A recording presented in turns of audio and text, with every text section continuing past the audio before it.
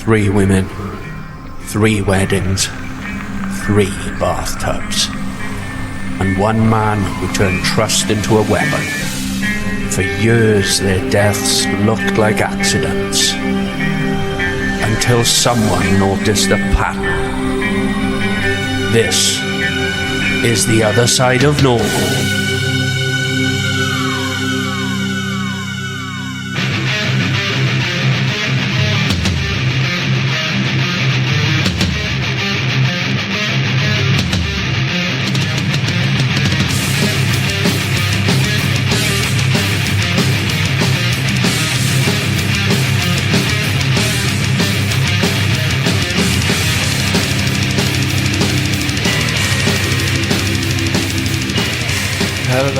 Hello.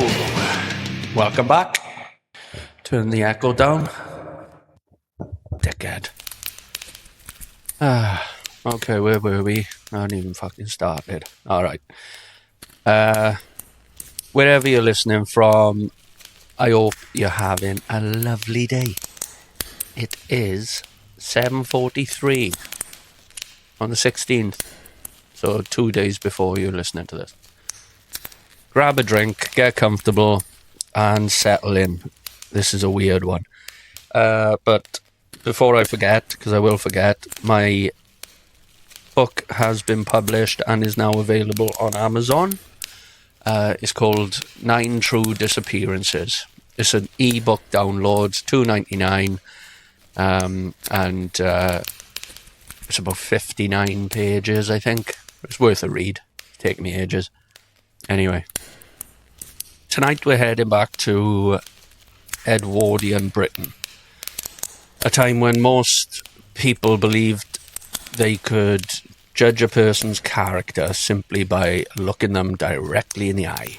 Unfortunately, history has a habit of proving otherwise, because tonight's story isn't about a monster hiding in the shadows, like your Jack the Ripper-esque sort of killer.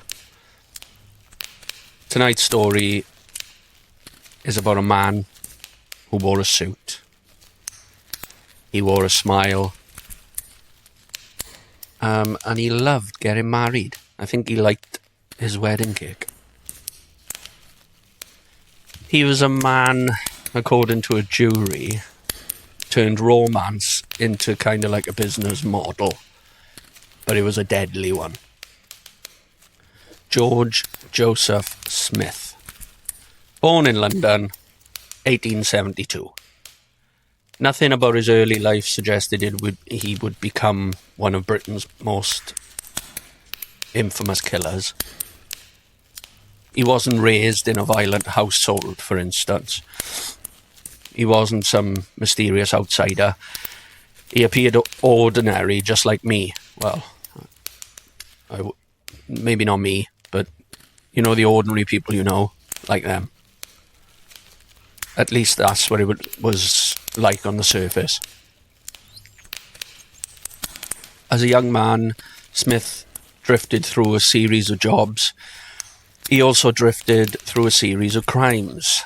Dabbled in a bit of fraud now and again. He was a bit of a tea leaf. Thief. Confidence, tricks. The pattern very rarely changed. He gained trust from the people around him and then exploited that trust. And he would just disappear.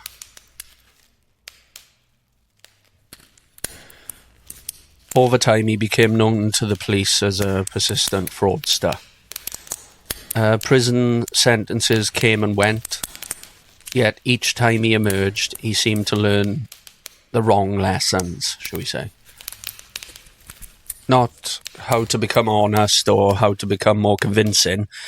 He used aliases all the time, different names, different occupations, and different histories. If lying was an Olympic sport, George Smith, he would have been standing on the podium wondering which name to collect the medal under. That's how dodgy he was. What he understood better than most criminals was that people want to trust. especially lonely people, vulnerable people, and those people just looking for companionship. That understanding would eventually become deadly. 1910, Smith met a widow named Bessie Mundy. Bessie had savings. More importantly, she had trust. The relationship progressed quite quickly. Friends described Smith as attentive and charming. Before long, they were married. To those around them, it looked like a happy ending. A widow finding love again, a second chance and a fresh start. But George Smith wasn't looking for a wife. He was looking for an opportunity. Have a drink. And the opportunities, unlike wives, were disposable. The marriage did not immediately end in tragedy. Smith disappeared from Bessie's life for a period before later returning. By 1912, the pair were travelling together again. During a stay at lodgings, Smith displayed an unusual interest in the bath. The size, the position, the construction. At the time, it seemed like a harmless question. Then Bessie entered the bath and never came out.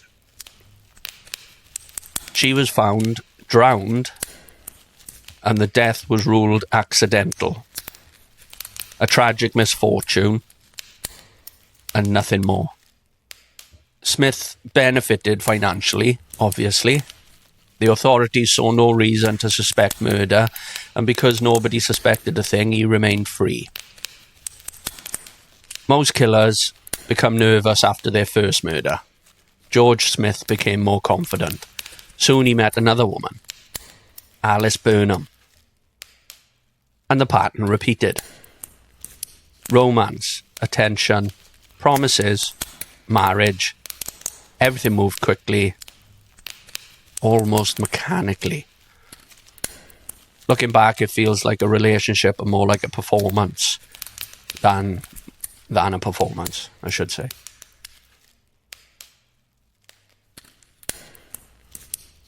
The same script, the same actor, a different victim. Simple as that. Once again, Smith showed an unusual interest in the bathroom facilities. And once again, there was a bath. And once again, a woman ended up dead in it. Alice Burnham drowned. Another apparent accident. Another grieving husband. And another payout. The similarities should have been obvious, but they weren't. The deaths occurred in different places. The women had different names. Smith used different identities. To investigators, they looked like unrelated tragedies. And unrelated tragedies rarely attract much attention. George Smith understood that. It was one of the reasons he kept succeeding at it. Then came Marjorie Lofty, and everything began to unravel. Margaret met Smith in 1914. As always, he presented himself as respectable, reliable, trustworthy. The relationship progressed very quickly. Soon they were married. Soon they were travelling together. And soon they arrived at lodgings. And once again, Smith showed an unusual interest in the bath. Today, that sounds like an enormous red flag. At the time, it really wasn't. Margaret entered the bath. Moments later, she was dead. 3 wives, 3 baths, 3 deaths. And the pattern was complete. Unfortunately for Smith, this time people started asking questions. Witnesses remembered unusual details, and the timing felt wrong. The circumstances seemed suspicious. For the first time, a death that should have disappeared quickly began attracting attention, and once investigators started pulling at the thread, the entire sweater began to unravel. Oh, stitching time. Scotland Yard. Detective Arthur Neal began examining the case. At first, there was little reason to suspect a serial killer. The evidence appeared thin, but the deeper he looked, the stranger everything became.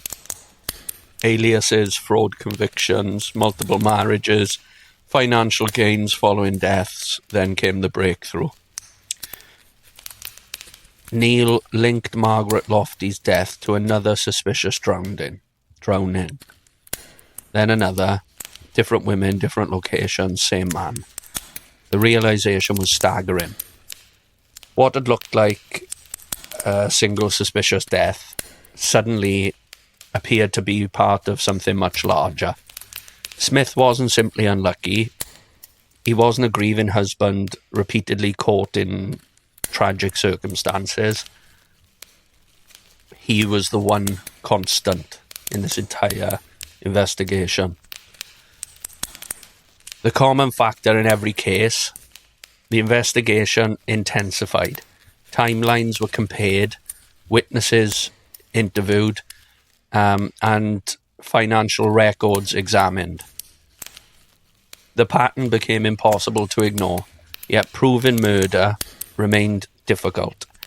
Everyone suspected what had happened. Nobody could explain exactly how. So this was the challenge facing investigators. Healthy adults do not normally drown silently in bathtubs, at least not without explanation. So how had Smith done it? Enter Sir Bernard Spilsbury, one of Britain's most famous pathologists. Spilsbury believed Smith had developed a method.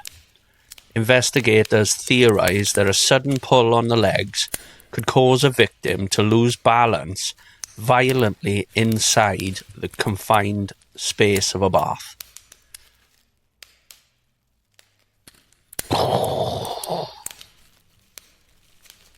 Spilsbury believed this could leave a victim stunned, disorientated, or even briefly unconscious. Now, if he was correct, it would help explain how a drowning could occur with surprisingly little evidence of a struggle. To test this theory, experiments were conducted using women of similar size to the victims. The results impressed investigators, and more importantly, they impressed the jury. It is worth noting that some historians have since debated whether the experiments would satisfy modern forensic standards. But in 1915, they proved enormously persuasive. For Smith, they were disastrous. So, obviously, he was arrested. Moving on, the trial. The trial opened in 1915. Public interest exploded. Newspapers followed every single development. And the courtrooms were filled. People across Britain discussed the case. The prosecution presented a simple argument. One death might be a coincidence. 2 might be extraordinary bad luck. 3 was something else completely. The marriages, the money, the drownings, the repeated pattern. Taken together, the evidence painted a devastating picture. The defence challenged the conclusions, but the cumulative evidence was overwhelming.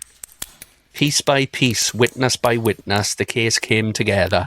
The jury deliberated, then returned its verdict.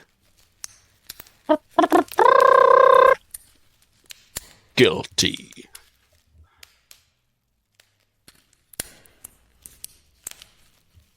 On the 13th of August 1915, George Joseph Smith was executed at Maidstone Prison. He was 43 years old.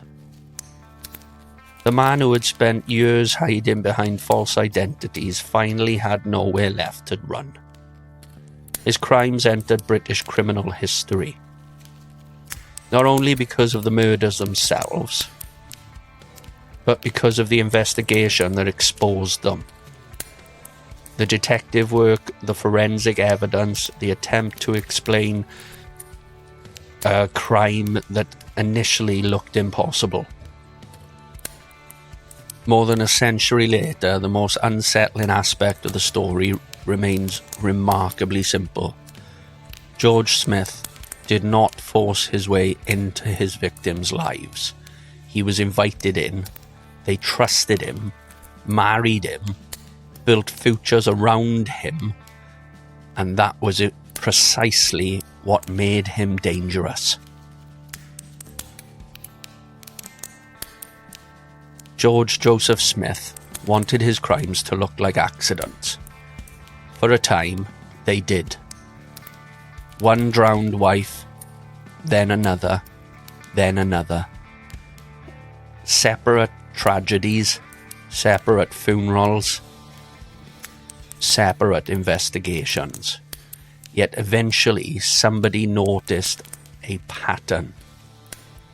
And once the pattern appeared, it could never be unseen.